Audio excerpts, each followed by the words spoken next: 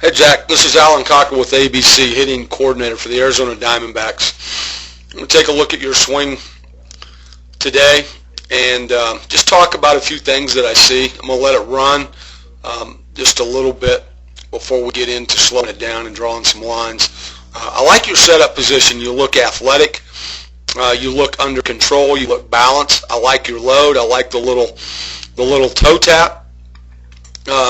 I think all of that looks good. You stay good and balanced with your knees are inside your feet and your head stays inside your knees. There's not a lot of sway. There's not a lot of movement. Pretty quiet up there.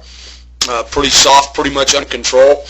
I see something that I think we can improve on, and I just start to see your upper body starting to open up a little bit quick, and the front side starting to leave you and go towards the pull side. And when this happens, the hands cast out and around. So that opens up our body, and that type of approach just makes it very difficult, Zach, to handle pitches on the middle outer half area in the strike zone. Makes it very difficult to stay on breaking balls or change-ups, anything that's change of speed or just away from us in general. So first thing I'm gonna touch on is I've talked about your setup and your load. I like that a lot.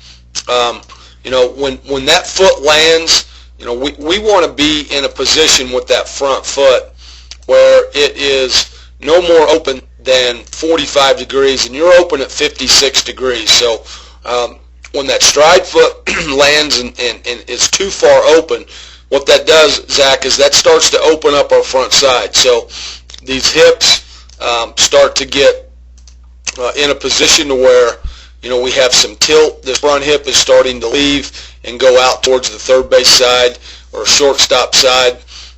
We want that front hip to stay inside. We want it to stay underneath us.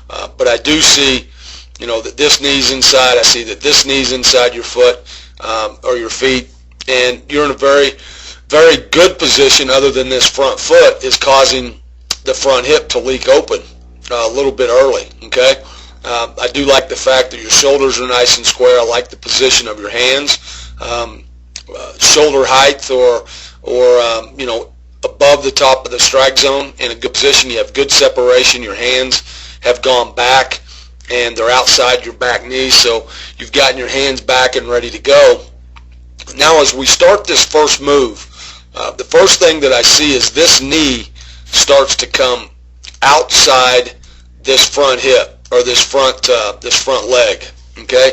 And when it starts to spin out and around the front leg, that causes the hands to cast out and around the ball, and it doesn't put our bat in the hitting zone for a very long period of time.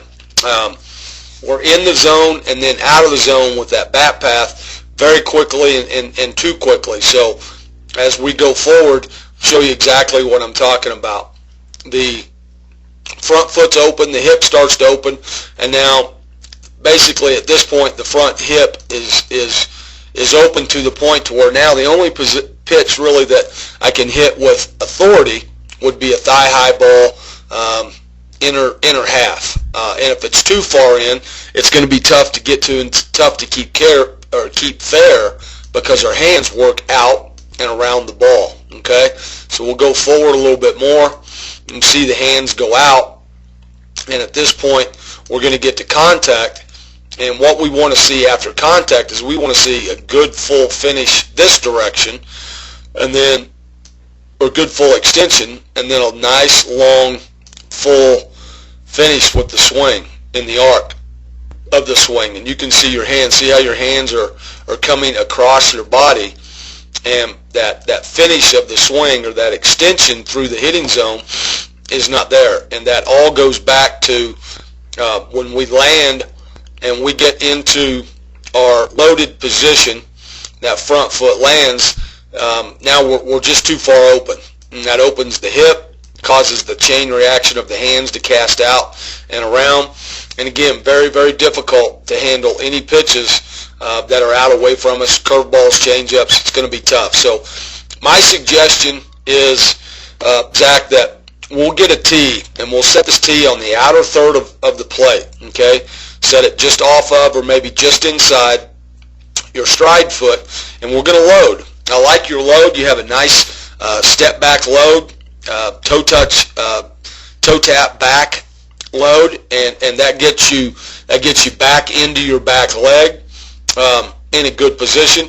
Now when that stride foot lands, we need to make sure that these hips are square right here. We don't want these hips, we want these hips in this position, and we don't want that front hip starting to come out of there, all right?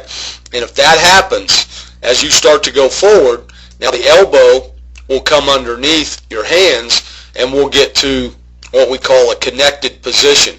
And that really basically is going to keep us inside the baseball. But as soon as we compromise the front side and go out and around that front leg, then all the energy and everything will be moving in and out of the zone to the pull side very quickly. So we'll run through just a few more times as I talk through just a little bit again, and you can see here in your finish how that cast kind of brings you around the ball. So my question, Zach, would be, do we need to work on staying on that ball that's outer half, outer third, that's thigh high, belt high, that we can really hit and hit hard, but we can't do it with that front hip leaking open. So I'd like to just see you get on the tee, work that outer half, prove to yourself that you can stay on that ball and keep that front hip underneath you so we can get good extension through the baseball. You can see here running at game speed or slow motion, but running the clip all the way through, how quickly your hands come across your body,